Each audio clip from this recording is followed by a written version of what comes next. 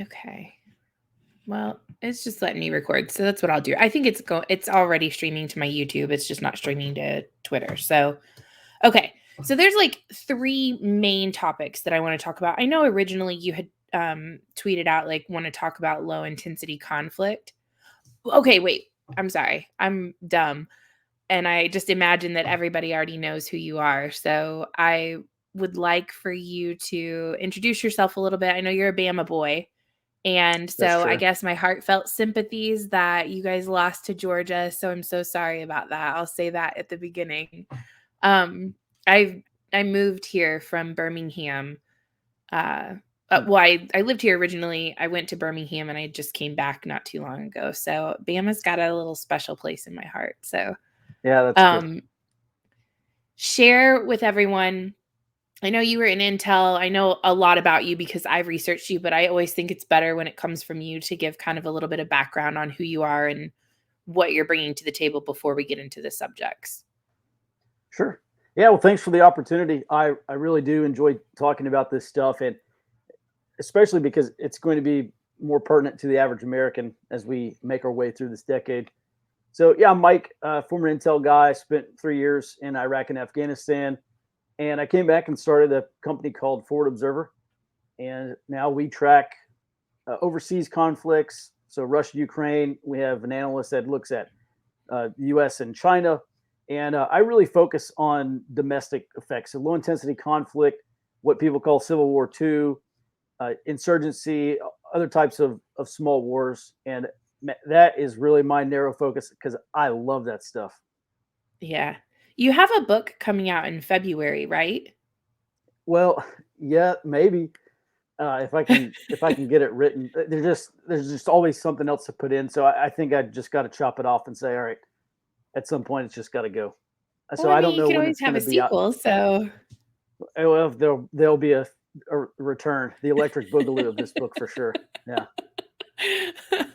um, okay. So, of the things that I do want to talk about Russia and Ukraine just because we've got so much going on and you're so up to date with that on Forward Observer. I want to talk about China, Taiwan, USA kind of situation.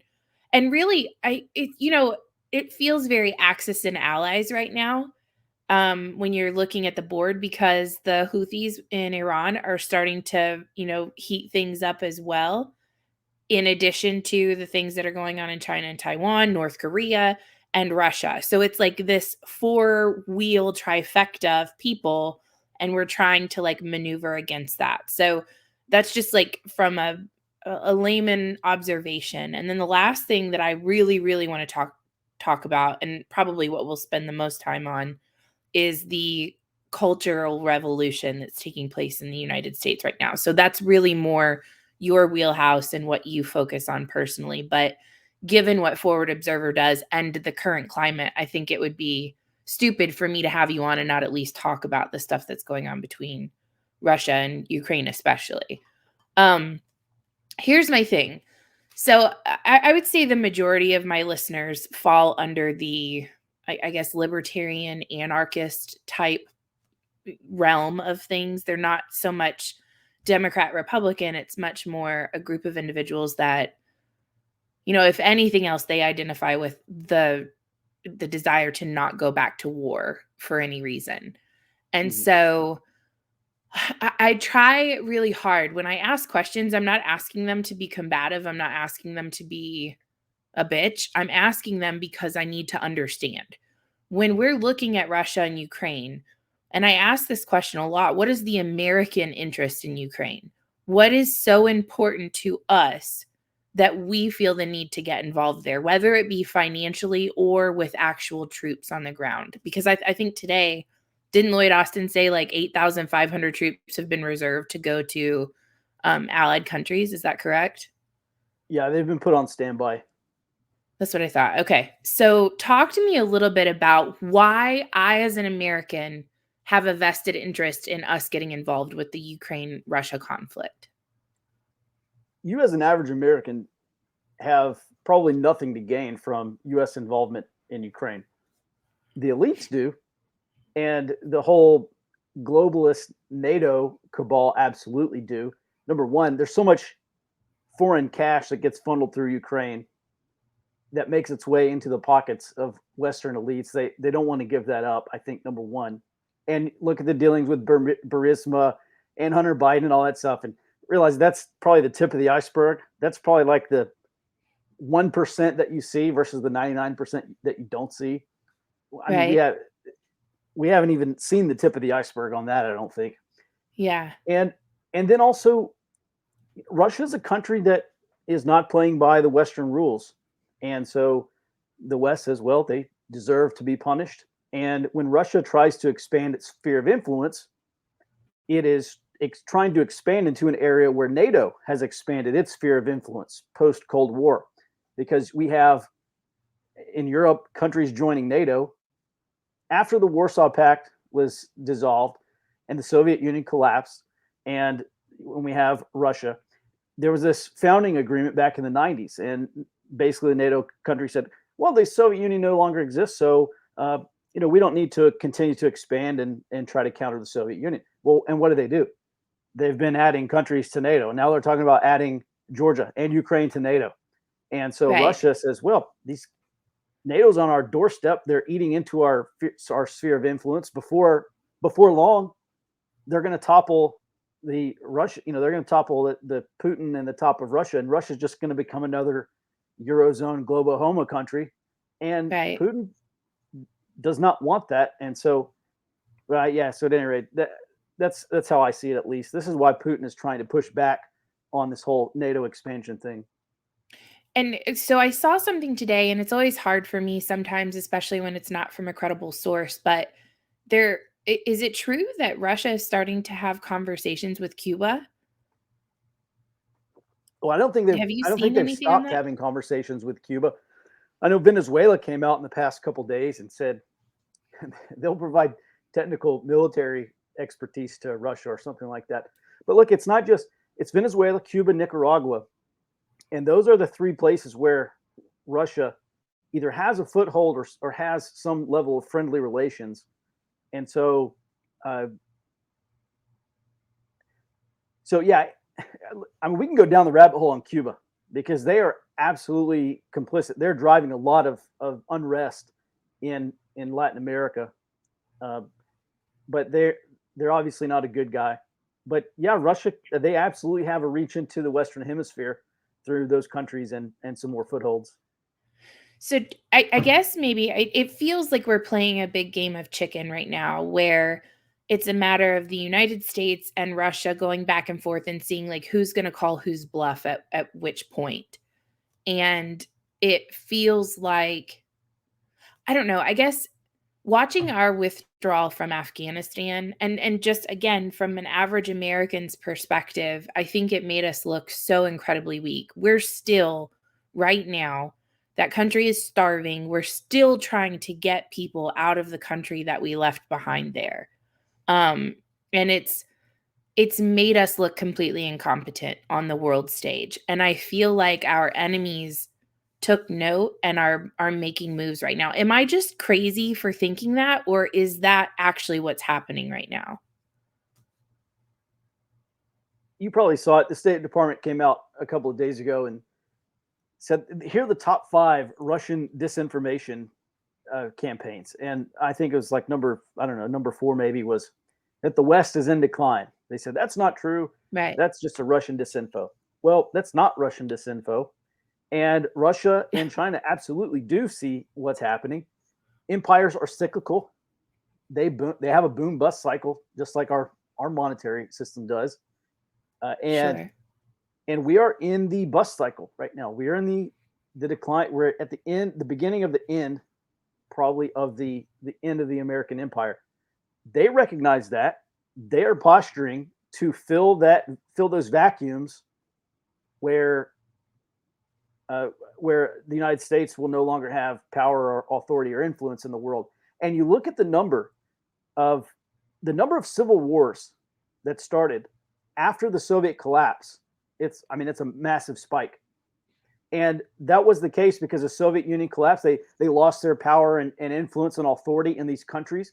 And then East and West collided and they fought in these countries. So And that's in Latin America, in Africa, in Asia, lots of places.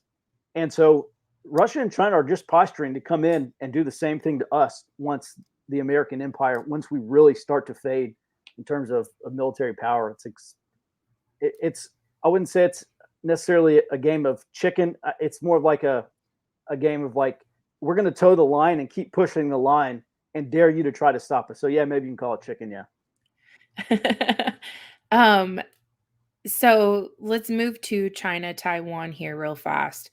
I know what our vested interest is in Taiwan. It's like our microchip chip processing that is the majority of how we function as a society anymore. We've become so dependent on computers as a society, and the majority of that is done out of Taiwan. I get that. I understand why that would be important to us. Do you think that, first of all, do you think that China is going to try to time any sort of conflict or any sort of um, interference or action in Taiwan the same time that Russia moves on Ukraine to capitalize on stretching the American thin? That is a potential course of action. And I'll tell you, Max really is our Indo-PACOM analyst, and he's probably better to answer that question than I am. However, I'll give you my perspective. And I don't think China's ready yet, but you've probably seen we have our carrier strike groups over in the Pacific Ocean right now, as just as a warning to China. Hey, we'll be here if you try to do anything. I don't think China is ready yet.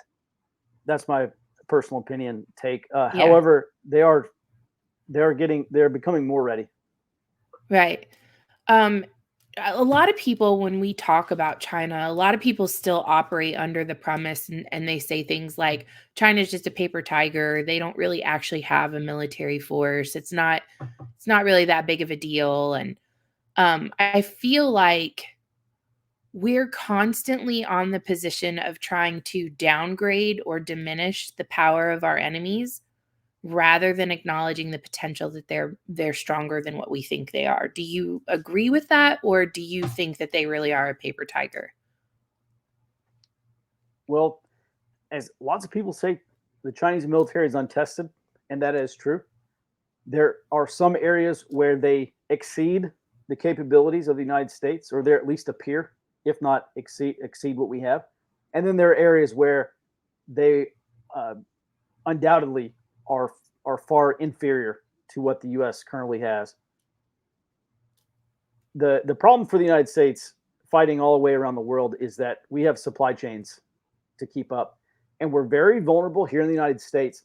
So China has a lot of avenues for asymmetric warfare against the United States, which they will pursue. The Army back in December 2020 warned that they didn't name China specifically, but they basically said, "Hey, look, you better prepare for hybrid warfare here domestically in the continental United States."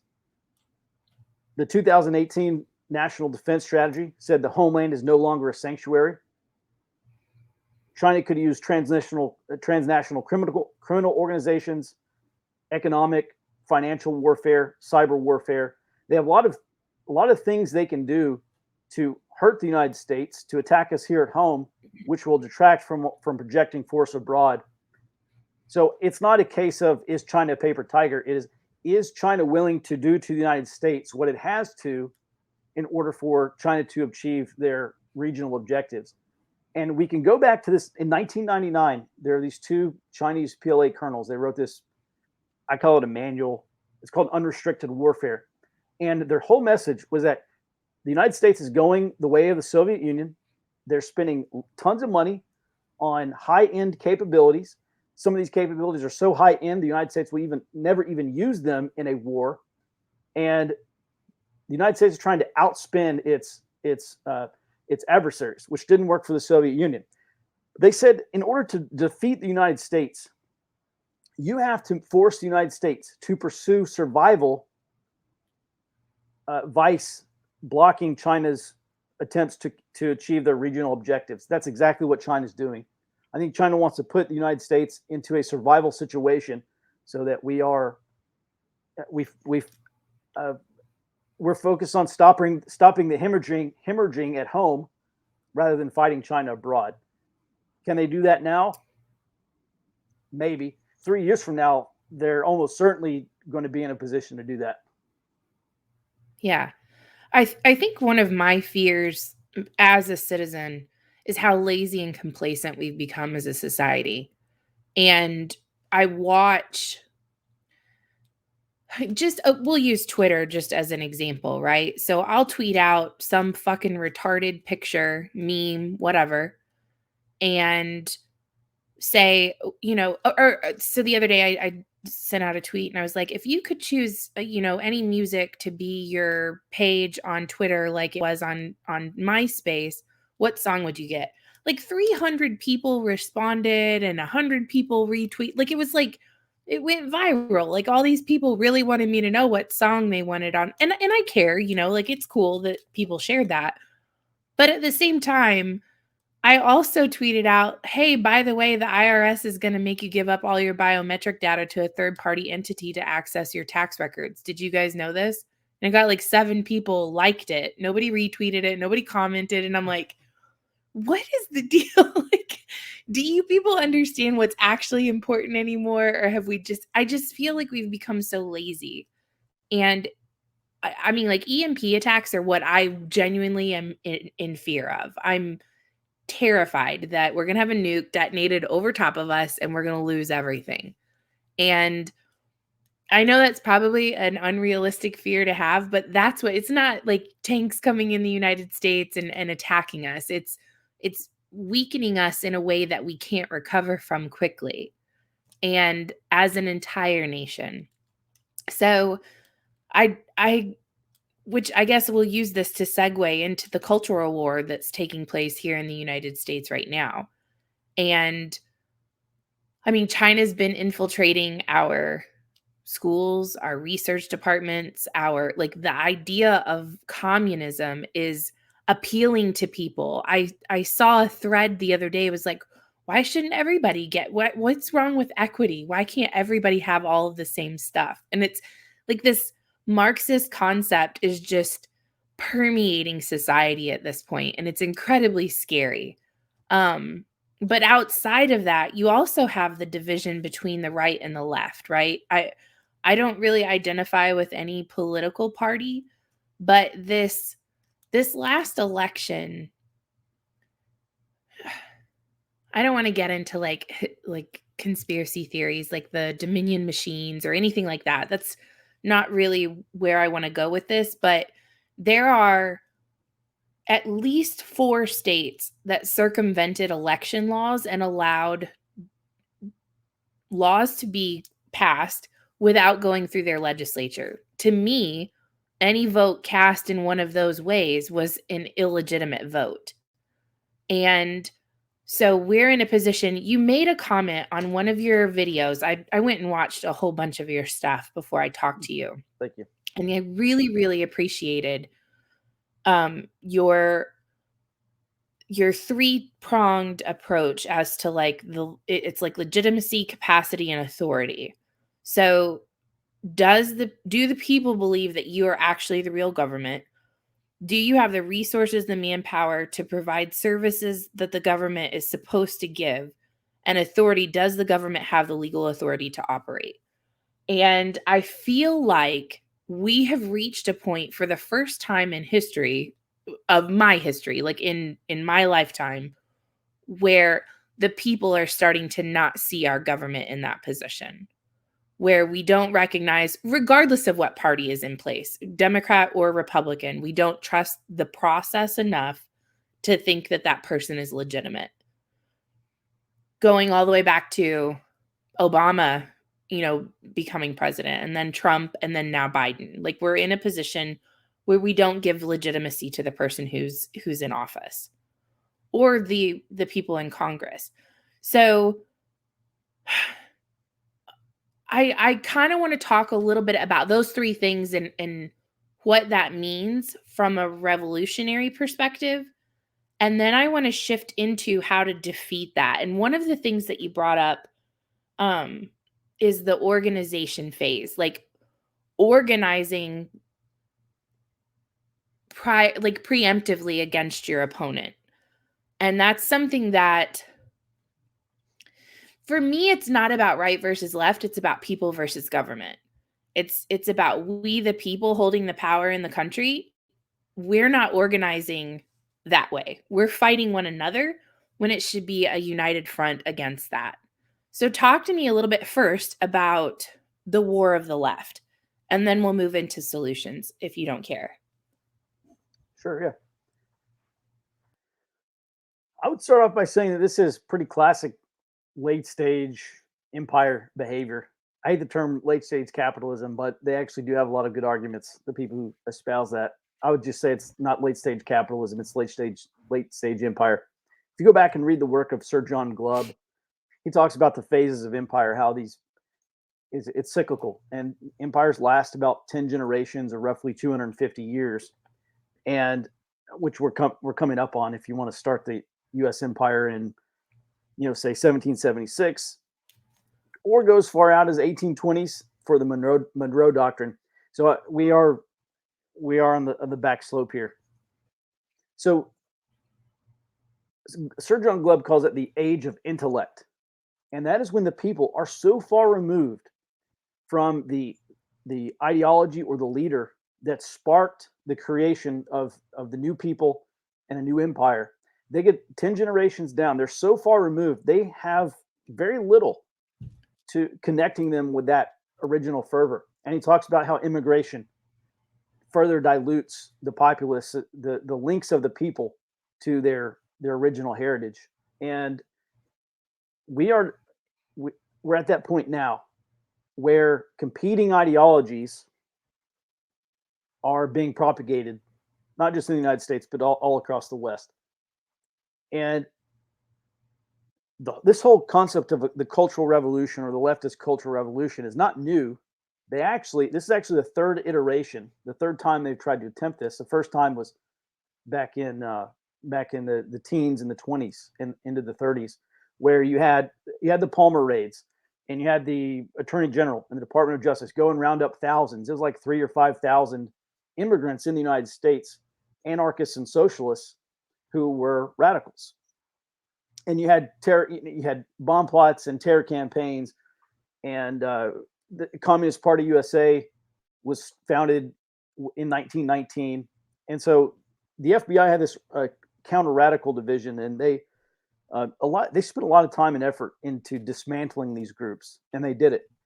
And then you get into the 60s and 70s, where you have the second iteration of the Cultural Revolution, and you get the Weather Underground and the Weathermen and Students for a Democratic Society and the Symbionese Liberation Front and all these other domestic terror groups and radical groups. And you had the FBI go in and bust them up as well. I mean, COINTELPRO. Oh, shoot. You're coming in broken up again. Sorry. What was that?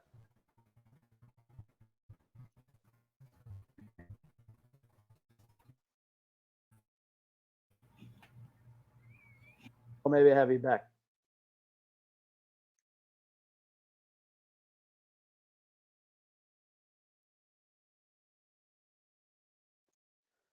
Well, I guess that's it. So if this is still recording, I don't know. That's the second iteration, the 60s and 70s, and this is the third iteration in case this is live streaming to anywhere else. So it's nothing new. But my point is, as the original bonds of the people get weaker and weaker to the original idea that founded the empire, as those bonds get weaker, it invites competition, and which is where we are now, which is why, oh, maybe we're back. Keep going. Okay, yeah. So that was the second iteration, 60s and 70s, and these people they're real revolutionaries. They really thought that they were on the cusp of some grand revolution, and now this is the third iteration. And so the point is, as the people's original link to the original idea of the founding gets washed out, as it gets diluted, the fervor of that idea also gets diluted, which invites competition, which is where we are now. And so in terms of government legitimacy, legitimacy is the the acceptance of the people to be ruled or to be governed by a government. And so if I were to go around in my neighborhood, go kid up and go around to all my neighbors and I say, I'm your president now, I wouldn't have legitimacy. These people would think I'm Right. crazy. They would call the cops. And so, but if I were to go around my neighborhood and I say, look, here's all the problems with the existing government, XYZ. Here are all the reasons why we should throw off the chains and just institute our own government. And if my entire neighborhood said, man, Mike, that's a really great idea. We want to make you the next president. I would have legitimacy in my neighborhood. Right. And so legitimacy can be gained and lost. It is being lost right now by the federal government. They're auto delegitimizing themselves. And my concern is that their legitimacy is being eroded slowly. And then at what point is it going to accelerate to where we have some really bad problems in this country? Like, I mean, we have these secessionist movements and kind of, whatever independence movements, but I'm talking straight balkanization. At what is there going to be a period of accelerating delegitimacy by the federal government, probably triggered by a single event or maybe by a series of events that actually causes states to say, and by the way, it's probably going to be the fate of the dollar, I think, likely determines this scenario. But if the dollar goes swiftly, then I think we're going to have states that say, the economy and the dollar was really the last thing holding this place together. It wasn't the government. It wasn't the culture. It wasn't politics. It was no longer ideology. The I don't know what you call it, centrifugal force that was holding this place together is gone. And now we need to serve the interests of the residents of our state and of our states. And we're going to go and it's not unfounded. For some people, it may be difficult to kind of wrap their minds around that. I don't think it's impossible. My concern is that the United States will balkanize, because that's typically what empires do. Empires collapse, they break apart, or empires get subsumed by another empire that's stronger than the previous empire.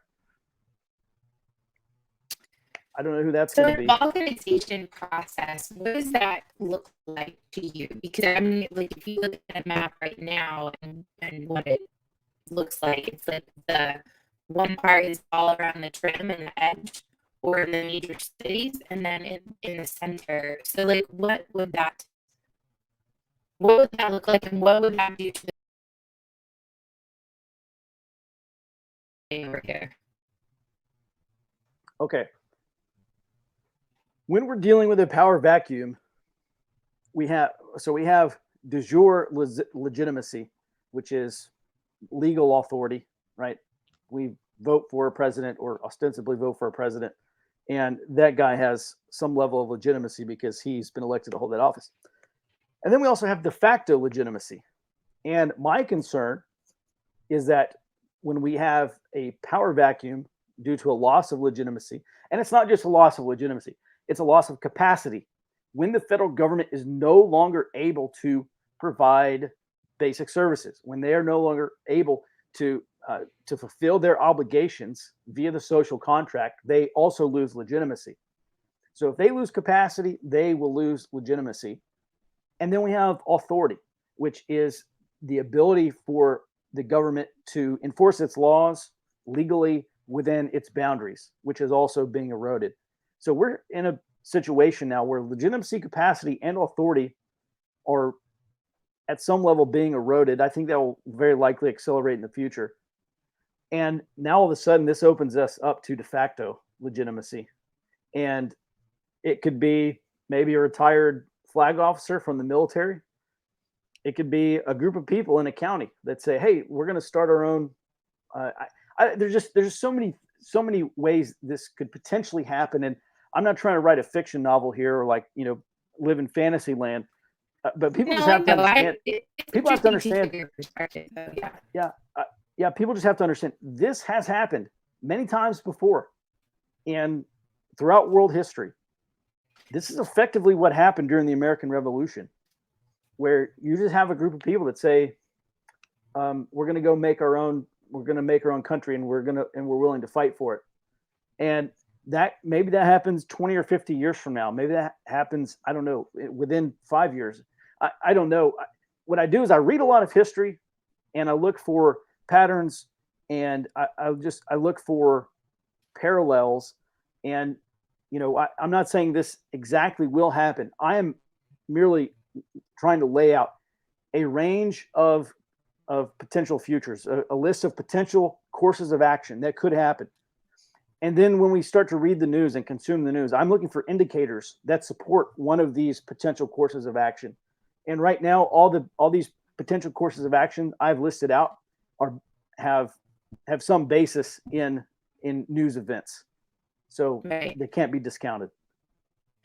Um, when you're talking about patterns, one of the things that you mentioned on one of your videos was the Communist Party of Algeria and the um, kind of similarities as to the cultural war that's going on right now versus what happened there. Can you kind of elaborate on that a little bit? Yeah. So the Algerian insurgency was fought against the French in like 50, was it 51 or 54? I don't know, into the 60s and mid 60s. And one of the things that the Algerian Communist Party did was they built social groups, and they went around and they said, look, uh, these social groups are communist in nature, and they replace the role of the family in Algerian society. That's what the Communist Party of Algeria was doing. And where they said, look, the party is your family now. And there was a French general by the name of, I believe, it was Marchand, or however you say it, and he was writing kind of in his diary, writing an account of what the Communist Party was doing. And I read that passage, and I was just like, wow, that's exactly what's happening in the United States today, which is people being told that the nuclear family needs to go away and it needs to be replaced by the village, and your children don't belong to the parents, they belong to the society, and that everything is the party first, and we view all aspects of society through the party lens. This is a playbook. This Yeah. is exactly what it's what Mao did. It's what they did in Algeria. They've done this in numerous other communist-led insurgencies and conflicts throughout the world. Which, and just kind of on that point, this was the whole point for the French in their counterinsurgency efforts. They said, look, the communists are out there organizing the people against us. We have to get in and counter-organize against them. And that's exactly what the French did. They started soccer clubs. They started sewing circles. They started women's groups. They started all these extracurricular and social groups. And they used that to indoctrinate people into French Algerian society. And so this is the whole concept of counter-organizing. This is one thing the right is not doing very well right now. The left is very good at organizing. It's a profession. It's called community organizer. And people get paid to do that on the left. And we on the right, I think we're slowly catching up. But we have just been so focused on hard power that we have really neglected the employment of soft power and the development of soft power, to the point where we have allowed the left to come in and take over historically conservative institutions and reduce them to a pile of rubble, or just take them over completely. I'm talking about the church. I'm talking about the Boy Scouts. I'm talking about now NASCAR is doing all this social justice stuff, and we have these mega corporations pushing social justice.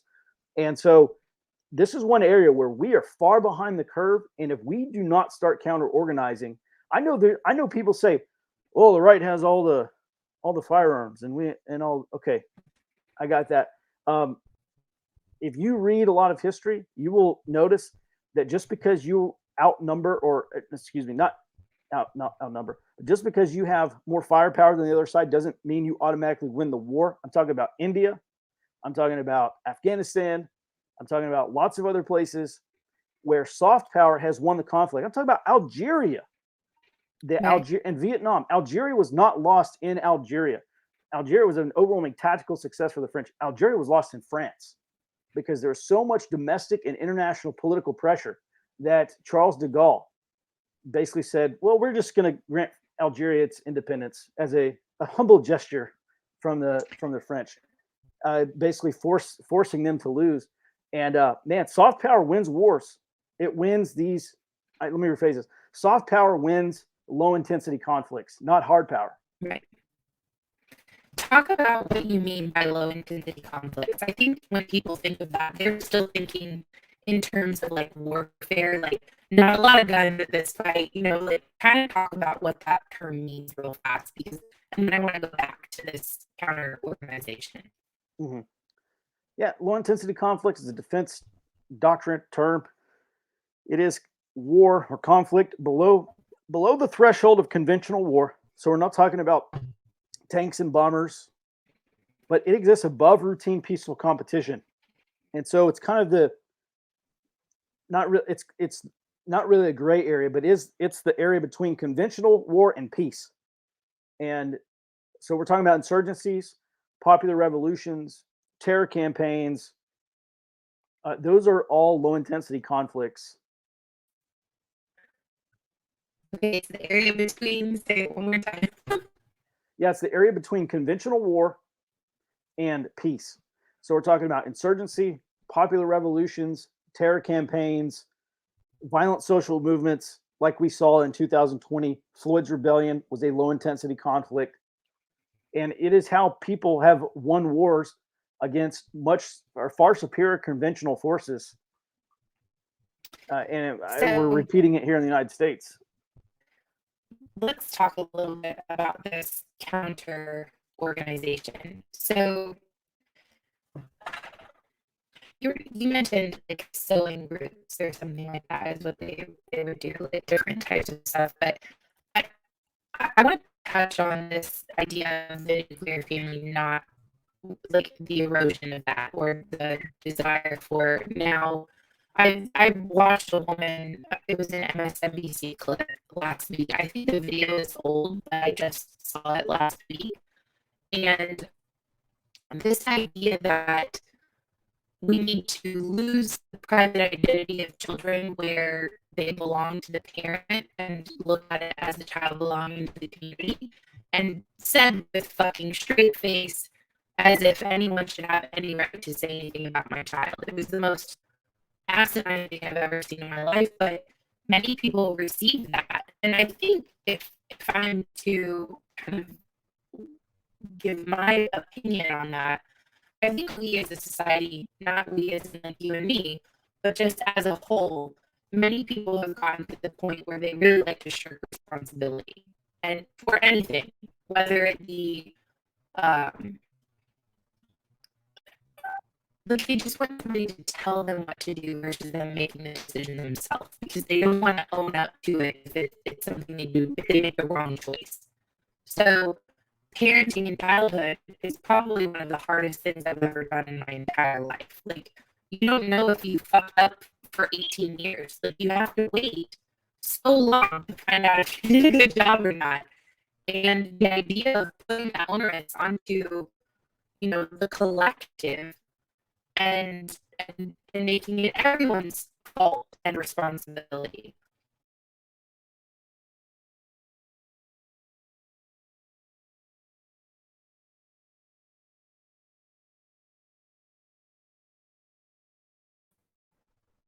And I don't know how we change that. I don't know how we circumvent that. How we get to the point where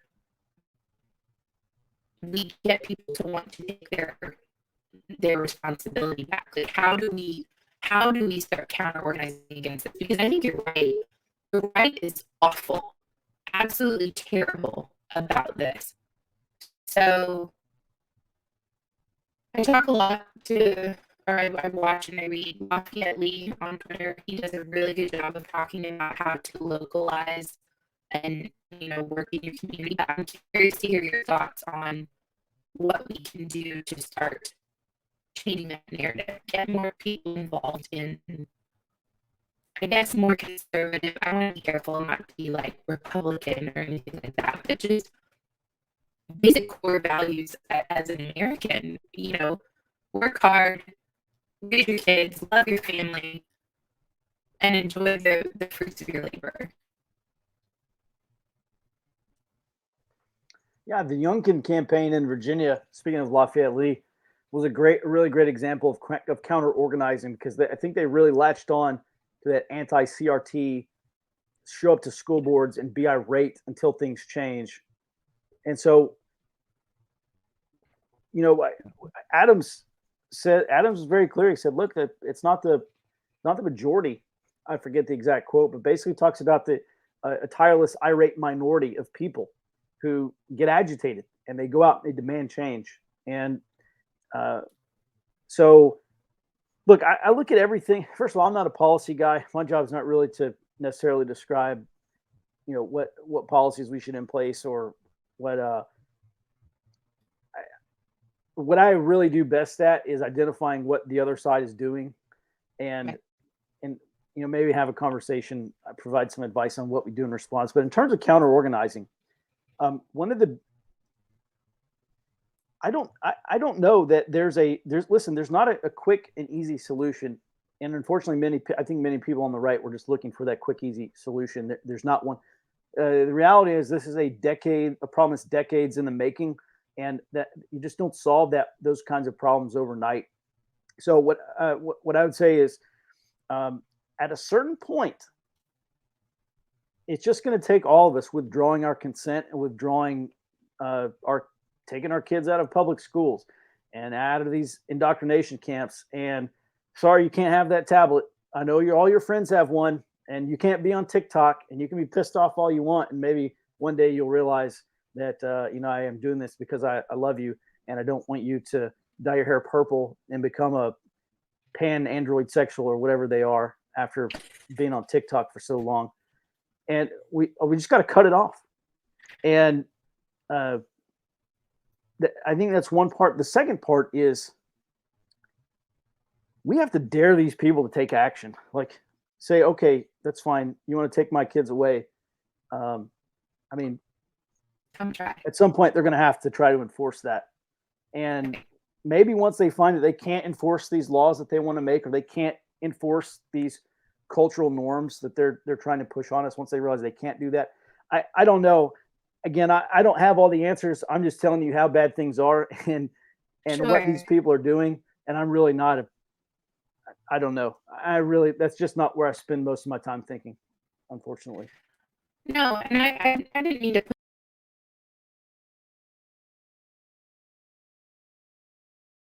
with COVID, watching the number of people, especially people on the right, willingly complying, not standing against it, not refusing, just saying, "Oh well, it's just one more jab in my arm. It's just one more jab. It's just one more mask on my face." It was again get back to this comfort in society, and as long as I don't buck the system, everything will be okay.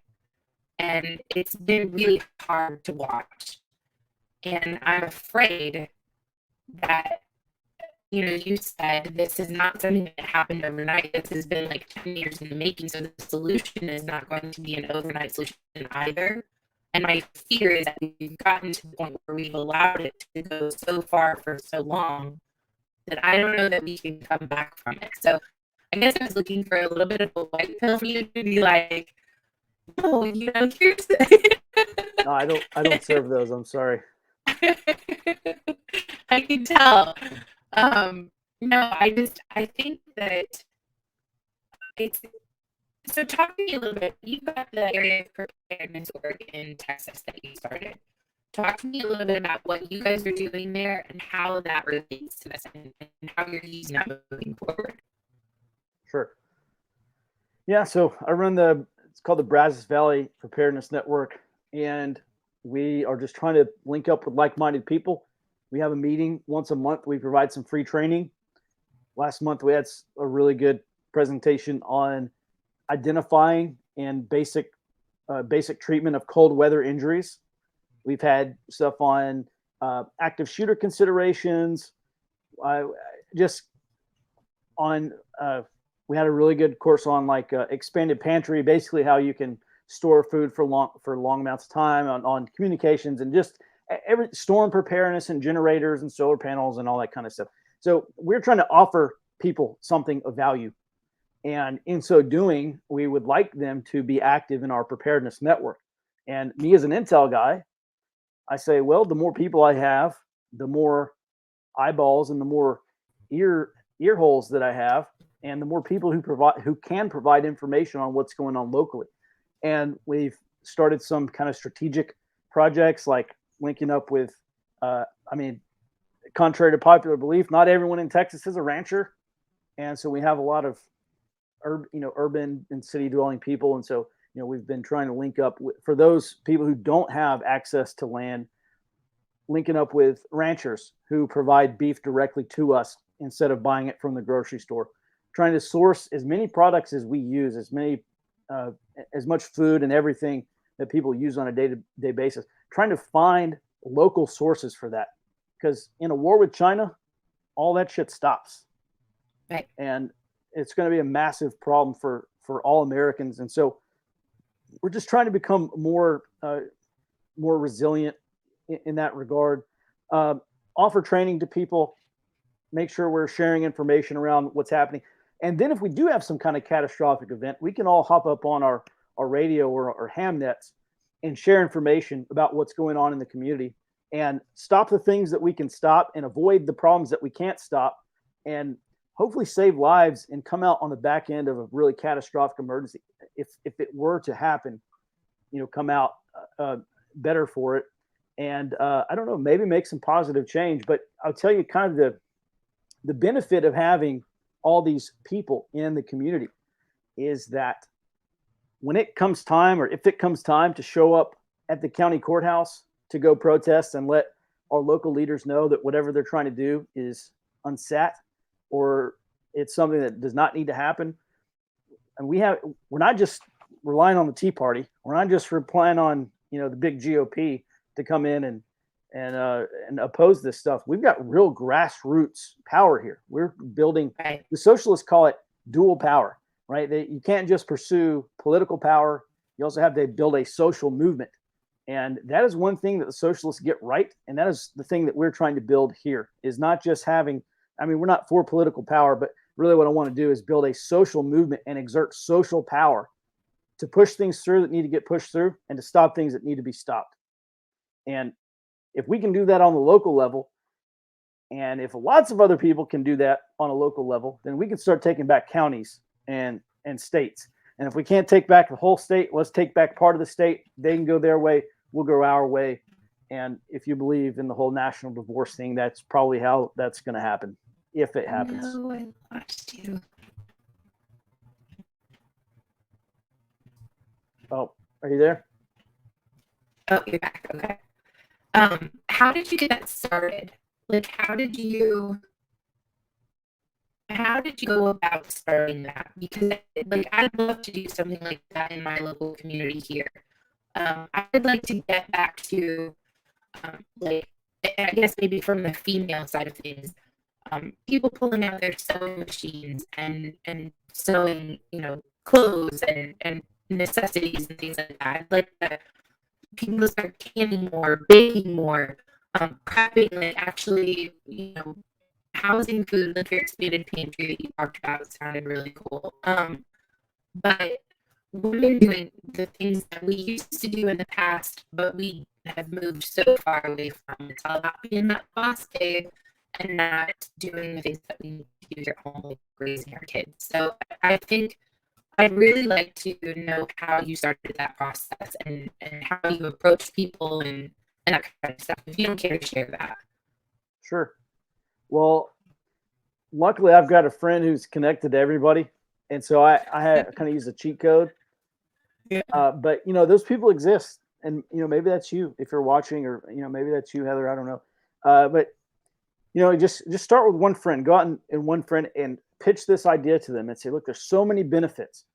If there's a sale over at whatever store, I don't go by that store every day, but somebody in our network does, and they can jump in the Signal group, or they can jump in the Telegram chat, or jump in the whatever, however you're contacting each other, and say, oh, hey, by the way, all this stuff's 10% off, or they got a whatever 50% off. Everybody can come and get what you want to get.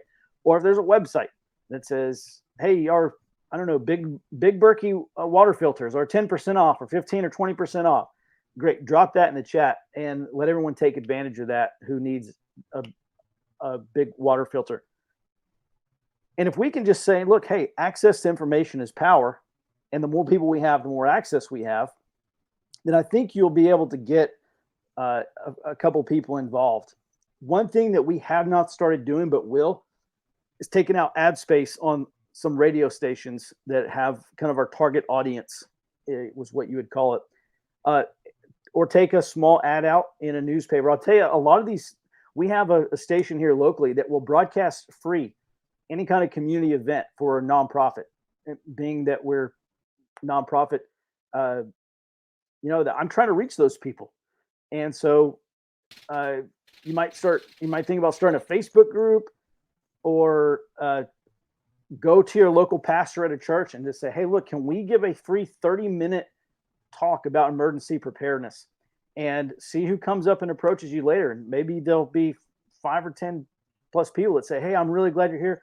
I'm interested in emergency preparedness, and I really like this network that you're trying to build. How can I join? And then you go and do that at a handful of churches, and all of a sudden you go from like 2 to 5 people. Now you got 50 or 100 people in this thing, and now you're really cooking with the gas, because that's a lot of people to do a lot of stuff with.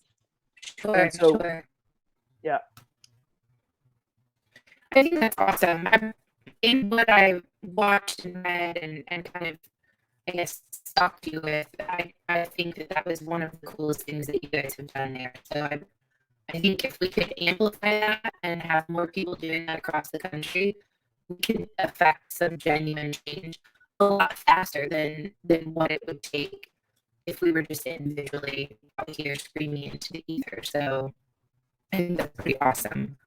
I'm not going to keep you any longer, because I know we're touching on 19 at your time. You got family.